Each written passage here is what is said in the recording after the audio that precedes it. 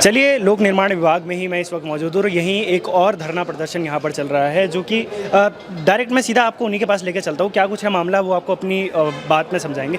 जी, क्या कुछ है मामला, थोड़ा हमें थोड़ा विस्तार से समझाएं। ये हम लोग लोक निर्माण विभाग और सिंचाई विभाग में जी 1980 से लगे हुए कर्मचारी थे और हम उत्तर प्रदेश से नियुक्त कर्मचारी हैं।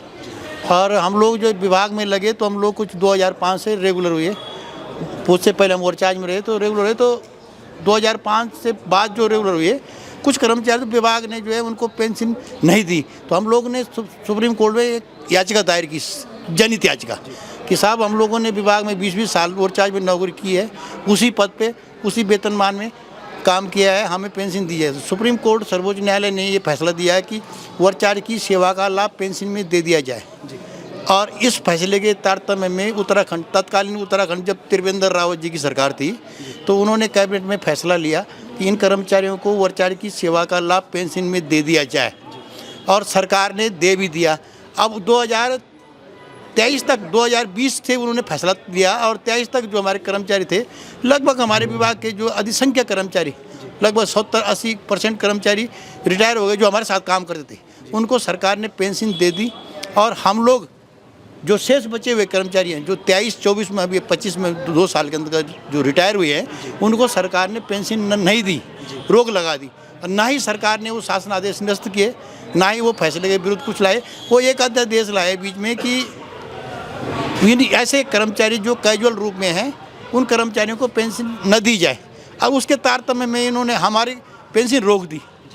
और ना ही विभाग के, हमारे विभाग के अंदर 2 शासन आदेश है, एक लोक निर्माण विभाग और एक सिंचाई विभाग के लिए। सिंचाई विभाग के लिए आदेश है 182/2020 का, और ऐसे पीडब्ल्यूडी के लिए शासन आदेश है 372/2020 का। वो सरकार ने यथावत अभी उसको निरस्त नहीं किया और उसको रोका भी नहीं और हमें पेंशन भी नहीं दी।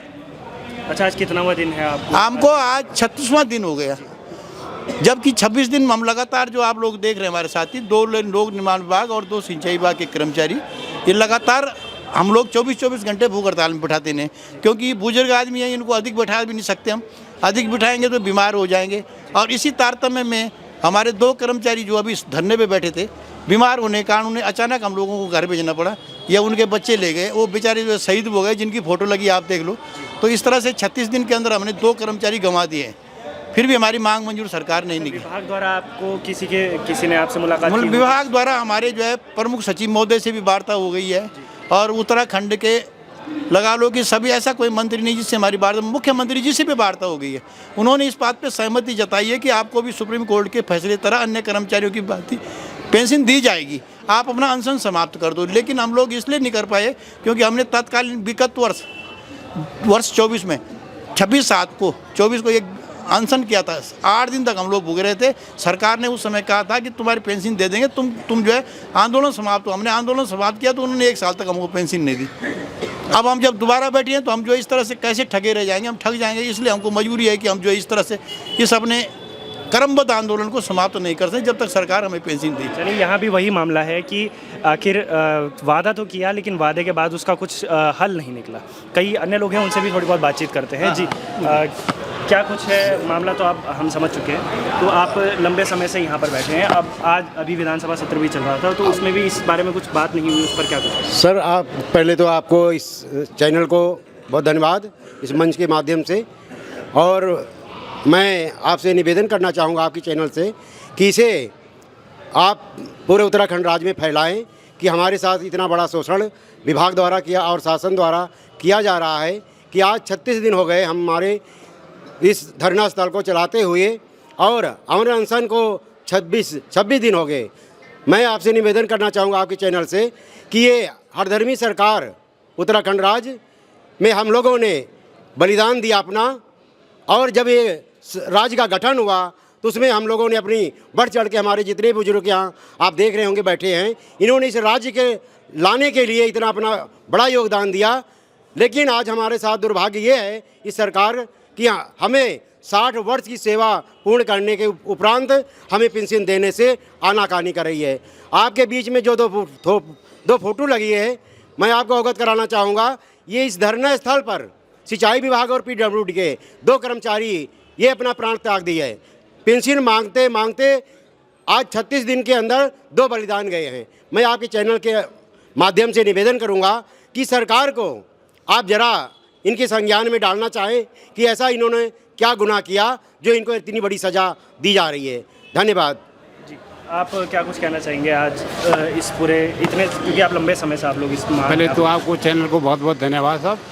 हम तो ये मांगेंगे, हम तो हमारी एक ही मांग है कि हमें पुरानी पेंशन दी जाए जो हमारे पहले हमारे कोर्ट से जीते इसको केस को, फिर सुप्रीम कोर्ट से जीते, सुप्रीम कोर्ट में डबल बेंच में लगाया, डबल बेंच में जीते। अच्छा, मेरा एक सवाल इसी से एक बनता है सवाल कि सुप्रीम कोर्ट में आप लोग ने उसके बाद कोई याचिका जाहिर की, मतलब जैसे एक बारी तो आप लोग गए, फिर उसके बाद आप लोग की पेंशन रोक दी गई, तो उसके बाद कोई हमारी पेंशन 23 में रोक दी इन्होंने, मई 23 में हमने ऐड लगाया था, फिर उन्होंने वहाँ पता नहीं क्या करे हमारे फिर उसमें लगा रखा है, अभी तो उसकी फैसला नहीं आया उसमें सुप्रीम कोर्ट। मतलब काफ़ी समय से वो मामला भी लंबा पड़ा है।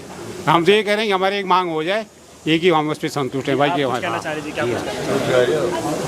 मैं सबसे पहले आपके चैनल को धन्यवाद देता हूं, और जो ये उत्तराखंड में हो रहा है, क्योंकि एक भाई को तो ये पेंशन दे चुके हैं और दूसरे भाई को हमें छोड़ दिया गया है। एक ही तारीख के हम रेगुलर भी, एक ही तारीख के हम जो हमारा वर्क चार्ज का वो है एक ही दिन का है, तो उन कर्मचारियों को उन्होंने जो है 20 हमसे जो है 4 साल सेवा कम की, क्योंकि उम्र हो गई थी उनकी, तो 4 साल पहले रिटायर हो गए, तो उनको तो ये दे चुके हैं जो कि त्रिवेंद्र रावत सरकार दे चुकी है। मुख्यमंत्री बदले गए लेकिन सरकार वही है बीजेपी की, ठीक। तो एक मुख्यमंत्री जो है, एक तो है सुप्रीम कोर्ट का आदेशों का पालन करते हुए एक मुख्यमंत्री दे चुके हैं, और दूसरे मुख्यमंत्री उन्हीं आदेशों का पालन क्यों नहीं कर रहे हैं? यानी कि सुप्रीम कोर्ट सर्वोच्च न्यायालय, उसके अधीन हमारा वो आता है। हम 2023 के अध्यादेश के उसमें नहीं आते, हम 2019 में हमारा फैसला हो चुका है सुप्रीम कोर्ट से कि वर्क चार्ज की सेवा को जोड़ते हुए इनको पेंशन का लाभ दिया जाए। तो जो कर्मचारी हो चुके हैं रिटायर, उन्हें दे दिया गया, और शेष हम जो बचे हुए थे सुप्रीम कोर्ट में एक हल्फनामा भी दे चुके हैं ये उस समय कि भाई इन वर्क चार्ज का क्या होगा जो ये कार्यरत हैं। तो उस समय ये हल्फनामा दे चुके थे कि जैसे जैसे ये वर्क चार्ज कर्मचारी को नियमित की सेवा और वर्क चार्ज की सेवा को जोड़ते हुए जिस दिन रिटायरमेंट होंगे उस दिन इनको भी क्रमबद्ध उसी तरीके से जैसे कि 80% को दे चुके हैं, इनको भी हम पेंशन को देंगे। लेकिन दुर्भाग्य इस बात का है कि 2020 के बाद कोई 22 में है, कोई 23 में है, कोई 24-25, इनके बीच में जो है अभी तक इतने बुजुर्ग जो हैं 13 जनपदों से बैठे हुए हैं और इन्होंने सेवा ज़्यादा की 4 साल, उनसे जो पेंशन ले रहे हैं और उन्हीं के क्रम में हम भी हैं। तो एक प्रदेश में 2 कानून कैसे कैसे हैं? सबसे पहले मैं आपके चैनल के माध्यम से, एक प्रदेश में 2 कानून किस प्रकार से हैं? संविधान में लिखा गया है कि एक कानून, तो जो कानून एक है उनको दिया गया, हमें क्यों अलग कर दिया गया? तो हमारा जो है मताधिकार, शिक्षा का अधिकार, जो हमारे अधिकार हैं उनसे हमें वंचित क्यों किया गया है? चलिए, सवाल यही बनता है कि आखिर एक प्रदेश के अंदर 2 कानून थे। यही सवाल कई अलग अलग मामलों में अन्य तरीकों से उठाया जा चुका है, क्योंकि कुछ और साथी भी हमारे साथ हैं जो कुछ कहना चाह रहे हैं। जी क्या कहना चाह रहे हैं? बोलो आप। जी आप कुछ कहना चाह रहे थे? जी सबसे पहले तो जो आपको चैनल विजय पथ को जो हार्दिक धन्यवाद, और मैं ये उम्मीद छ कि जन युग विजय पथ आयो चा तो हम विजय होएगी हमारी। आपका माध्यम से अगर यह बात हमारे मुख्यमंत्री जी तक पहुंच जाली तो आपकी भी विजय चा, हमारी भी विजय चा।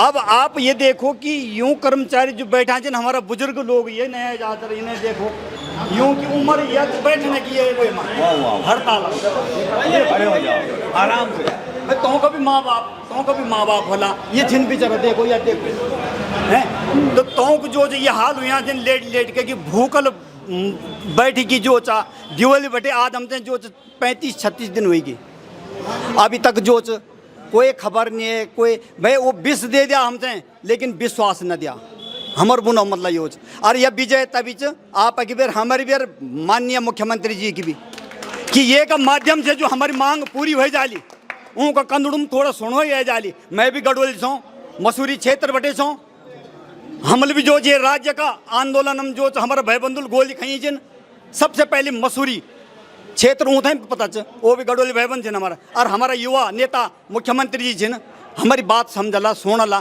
कि तो की स्थिति देखना चाहिए वो कि ये अवस्था अब जो 65 साल की जो धरनम बैठने नीचे तय का पहले भी हमल कार्य करा तो तब हमल जो बड़ बड़ा गड्ढा खुआ था क्या लिया चो वहाँ में लिखूँ जो अतिथि देवो भव, अतिथि देवो भव भैर करो कौन कि जो भैरा है ना वो यक देव तुल्य समझन कि हाँ यार इनका सत्कार हो रहा है। अरे यूं सत्कार कैल का ना नहीं, पहले तो अपन घर पूजा ना, अतिथि तो बाद है बात। तो हम हाथ जोड़ के ये विनती करना कि आप ये चैनल का माध्यम से हमारी आवाज़ पहुँचेला, हमारी मांग रख लिया।